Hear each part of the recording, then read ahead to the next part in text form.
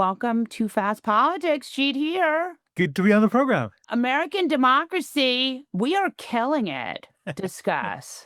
Well, I don't even know where to begin. I Um, don't either. Where do yeah, we begin? this is a little bit of a minor thing, but I think it's very indicative, which is the Hall of Fame that is now in the White Yes. House with Yes. these plaques and Donald Trump. I guess it shows you he is not actually as sleepy and as out of it as he might appear because he apparently wrote many of these plaques. So there's Yes. a photo you We could go and go to the White House, which I will remind people is the people's house. It belongs to the citizens of the United States. yeah. And there's Yes. you see photographs and paintings of the president. And for Joe Biden, they have a photograph of an auto pen. Yes. And it's there's a long plaque Long in plaque. I'm in looking at it now. hideous gold. Do you want to read it? Like, because I think apparently it's been verified that like Donald Trump wrote these things. I want to just say like the Biden thing is very funny. I want to see what Donald Trump has to say about Millard Fillmore or does any he of the 19th century presidents. does he weigh in on Millard Fillmore? Let's see. I I haven't seen that yet, but I mean, I but think he read the Biden one. Read the Biden The one. Biden one. Sleepy Joe Biden was, comma, by far, comma, the worst president in American history, period. We've Yeah, heard him say that line. yeah, By the way, even if you are the biggest partisan going, and then there is a picture of an auto pen, yes. 2021 to 2025, even if you were to say, like, you were such a partisan, I don't see any world in which Joe Biden is the worst president.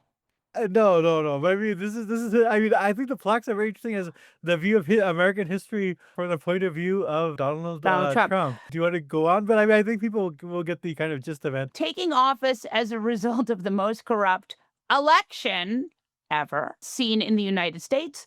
Biden oversaw a series of unprecedented disasters that brought our nation to the brink of destruction.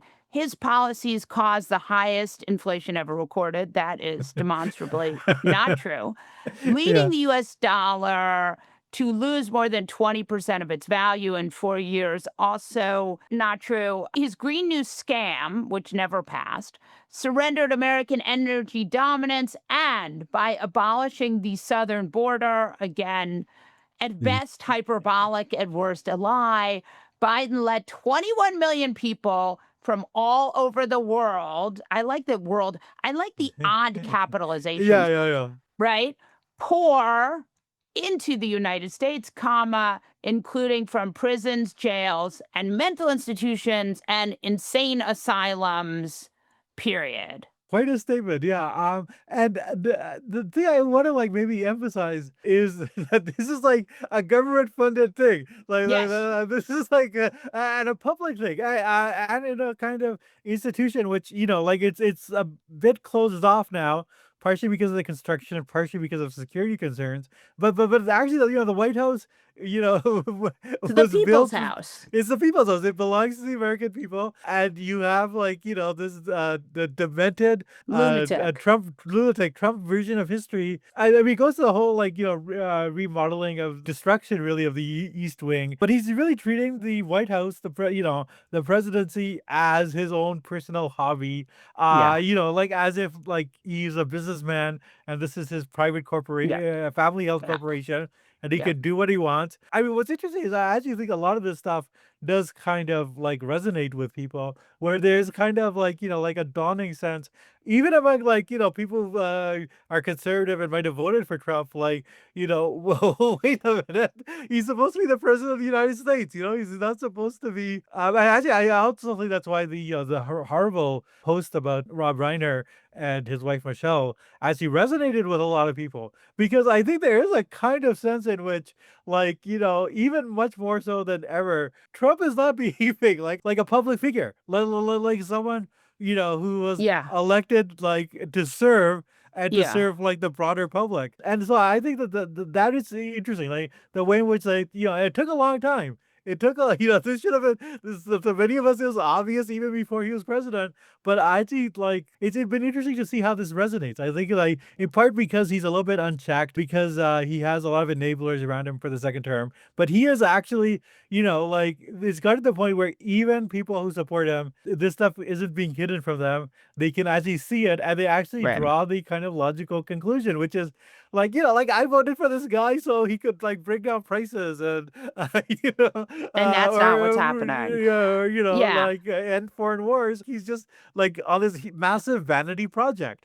Speaking So, of ending foreign wars, this has been a bad week for ending foreign wars. yes. Partially because we seem like we're in a position to start a foreign war in the Caribbean Sea, Oh, because, and I'm quoting Chris Murphy here, who said, not only are they not bringing in fentanyl, it's cocaine that's going to Europe.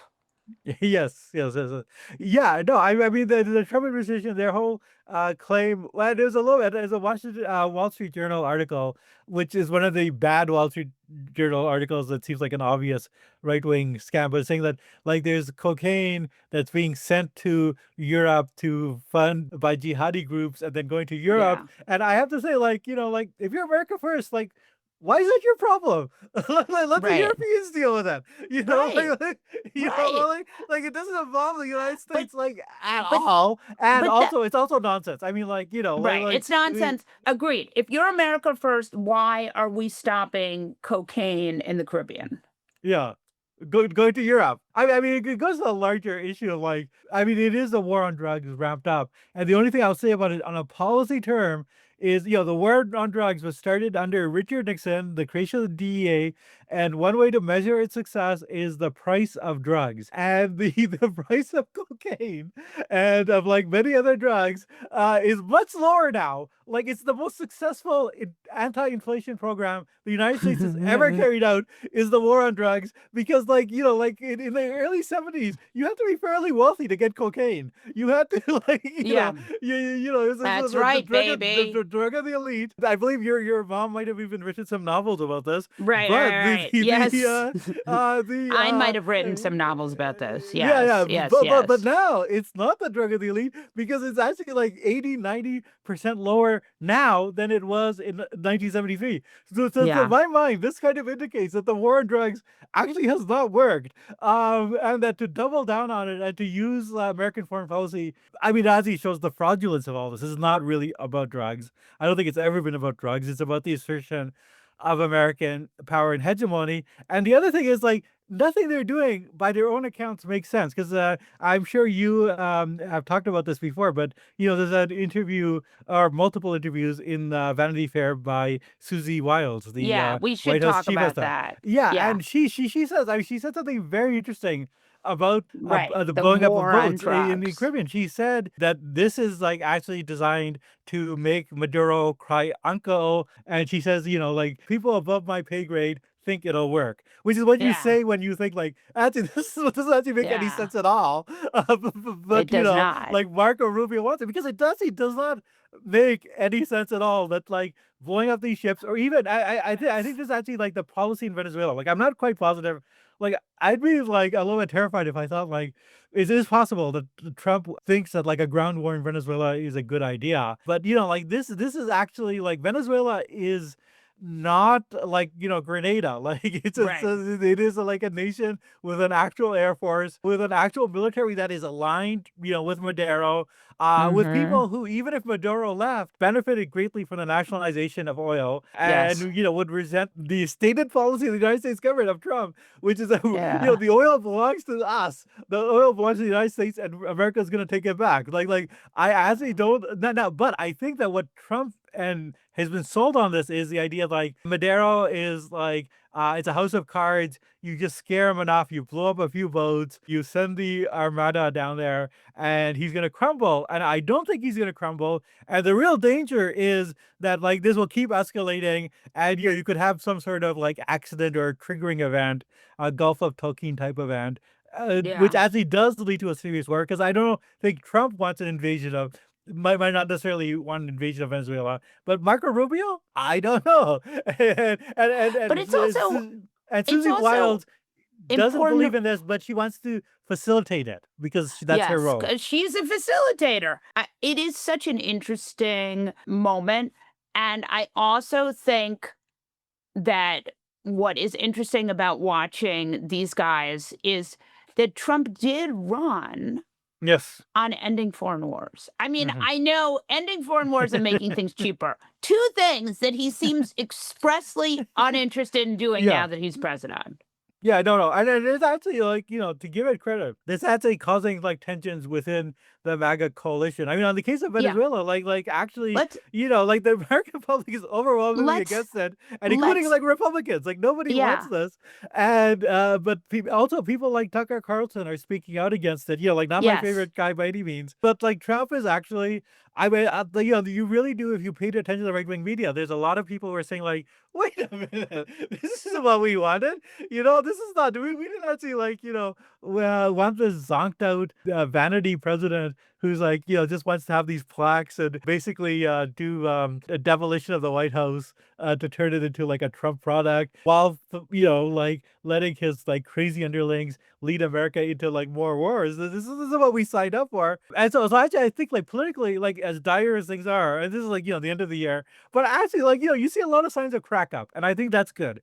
I actually Yeah. think that the sort of, crack up on the right, the very Yeah. fact that they need to keep And bringing out Charlie Kirk, it's I want to just talk about like this MAGA cracking because I think that is really the underreported Mm, story of the week, which is the House is a great example of mm, watching MAGA cracking. mm.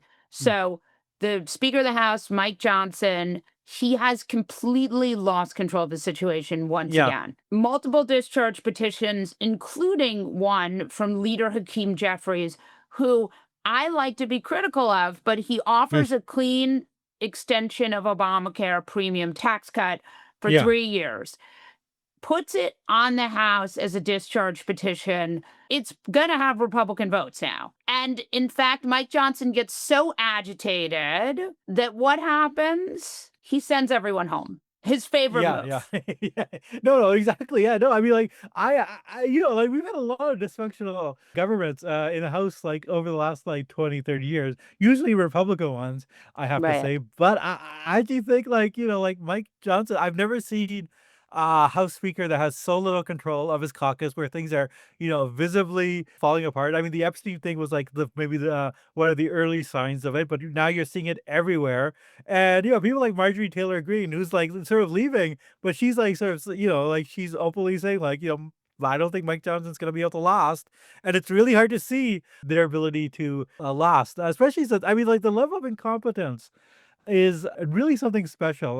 Yeah, yeah. And actually, I mean, like, like some of it is, again, to talk about the sort of MAGA crack up. This is something I saw you tweeting a lot about, and I'm sure you discussed, but like along the gender lines as well, right? Right. Because you The basically, women. yeah, Yeah. the women, because Mike Johnson is like, to have things, he has an ideology. It is that sort of, Southern Baptist, evangelical, like the man is the head of the household. He and his wife were on a podcast. They had this whole thing, Yes. like, They were on the podcast of I would love to talk about this for a minute because I love this so much. So, Stephen Miller, who yeah, is I think at best a fascist, at worst a Nazi. yeah, yeah. No, I think that's the spectrum. It's like Mussolini or Yeah. Hitler. Yeah, he's got a Mussolini traits, he's got Hitler traits. That guy has a wife who over Yes, tweezes her eyebrows and has a podcast. yes, And in her podcast of Overtweezed Eyebrows, she has members of MAGA World come on and humiliate themselves. yes. Discuss. That's right. Yeah, and Mike Johnson was on with his wife, and they had this whole thing about how men's Men's brains are brains, like spaghetti. waffles. Yes, No, waffles, waffles. waffles, Men's brains are like waffles, and waffles, women's brains are like spaghetti. I know you spaghetti. got it wrong because you have a spaghetti brain, whereas my waffle brain can keep Then, these categories intact, yes, and then congratulations, waffle brain. Congratulations is all I can say. Enjoy that waffle brain. And so, and the interesting thing is, like, there's not a lot of Republican women, but they do have, like, like roughly 30 female members of Congress. And like, yeah, the guy who believes that men have waffle brains and women have spaghetti brains, like does not. I don't think there's a single elected Republican woman that holds a chair in the House. And so, like, this is something Marjorie Taylor Greene has said publicly, and some of her female colleagues have said, like, off the record. But like, like they're basically roadblocked. And these are not, like these are not Gloria Steinem type women, right? They're not Erica Zhang type Mhm. women, but they actually, like they're typical, Republican professional women who, want to be able to advance in their careers. And, this guy who has like incredibly retrograde gender politics is like in charge. And so he's unnecessarily, I think, like all you have to do is give people a few jobs. You just have to give them a sense that they can advance, right? But like he's so ideologically committed to his sexism, and it's not just him. Like it's a wider thing on the right. Like one of the big articles that had a huge kind of thing was in Compact by this woman Helen Andrews. Basically how women are ruining the workplace. Workplace. And Yeah. Ross do that did a write up in the Times, and this is like Yeah. this is the ideology of the larger right that like Yeah. which is not even like it's not even the old like we don't need affirmative action, but people should rise on their merits. It's like no, no, like men rule, women drool. Right. Right. Right. Right. Which itself is like causing like a real divide. I mean, there's one reason why Marjorie Taylor Greene kind of wonderfully screwed them by announcing she's not going Yes. to Yeah. run again. Yeah. One of the things I love about this situation is that you really do see that women they have only so much tolerance Mm. for the kind of retrograde 1950s sexism that is so profoundly shitty. And to watch Marjorie Taylor Greene and to watch Nancy Mace, who Yes. seems like a complete nutter, and to watch these women just be like, no. And I think it's important to remember there are all these committees in the House, and only one is headed by a woman. Yes. And it is Virginia Fox. Mhm. And she was a holdover from a previous, like, he did not put a single woman Yeah. in a leadership position. Yeah, no, no, it's absolutely the case. I think there's one woman that he's sort of close to, McCain from, I believe, Michigan. But she himself said, like, he said about her that if I wanted someone to make a turkey dinner, she'd be the one I'd get. So this is Mike Johnson, people. I think that's also like a very underreported, but like very interesting Republican crack up. Yeah, I mean, I think this is a party that is like having a lot of deep divisions, which I think is the one good news that we can kind of offer. Like, like I Yeah, think it's going to be harder for them to implement any policy. for sure. Jeet here. Please come back.